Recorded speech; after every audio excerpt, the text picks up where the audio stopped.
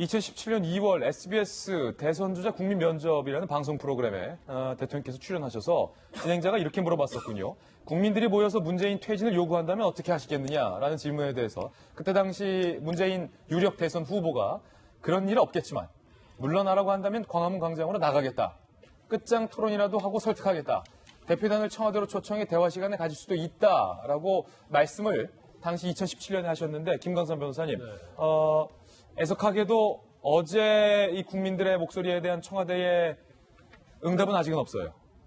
청와대 입장이 굉장히 난감할 거예요. 그리고 지금 국민이 물러나라고 한다면 그런데 과연 이제 광화문 집회 자체를 국민으로 과연 보고 있느냐, 아니면 돈 낸 세력으로 보고 있느냐, 거기에 대해서는 일단 판단의 어떤 전제가 되어야 할 거라고 봐요. 그렇지만 결과적으로 이렇게 계속 양분해서 간다고 하면 결국 이제 정부 자체가 정말 제대로 국정 운영을 할 수 없는 그런 상황까지 갈 가능성이 크다 이렇게 보고요.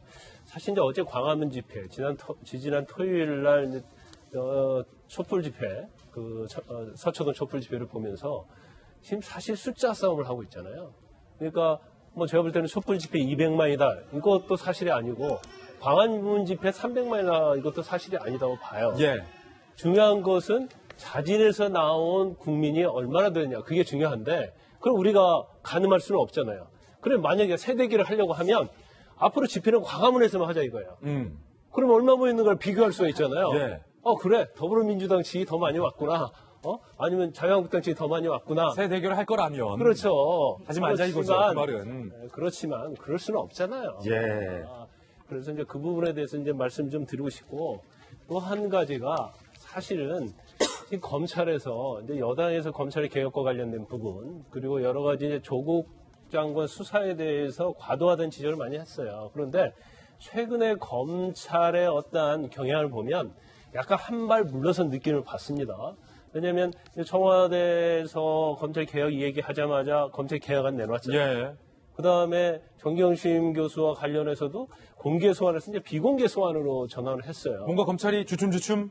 그렇죠. 약간 의식을 하고 있다. 볼 수밖에 없는 상황이에요. 물론 수사는 아마 정도의 길로 갈 것입니다. 예. 그러면 여당이 됐건 야당이 됐건 이제는 검찰의 수사를 지켜보자 이거죠. 그리고 여당도 마찬가지로 너무 검찰 수사의 공정성에 대해서 너무 문제 제기하지 말라는 거고. 검찰 고발하지 말라. 그렇죠. 야당이 너무나 또 검찰을 옹호하면 여당 입장에서 또 반발할 수밖에 없거든요. 그러면 이 정도 선에서 보면 수사는 거의 종착지를 향해서 가고 있다. 그리고 마지막 한 말씀 더 드린다고 한다면 몇만이 모였느냐에 따라서 조국 장관의 사퇴 여부가 결정된다고 저는 보지 않습니다. 그럼요. 결론은 검찰의 수사 결과에 의해서 결정된다고 봐요. 그렇죠. 그러면 이렇게 우리가 에너지를 낭비할 필요가 없다는 거죠. 예. 자, 어제 광화문 집회에 대한 청와대 입장이 아직까지 나오지 않고 있는데 대통령의 입장 청와대에 논평 나오면 저희가 바로 한 글자도 빼지 않고 여러분에게 전달을 해드리겠습니다. 나오면 말입니다.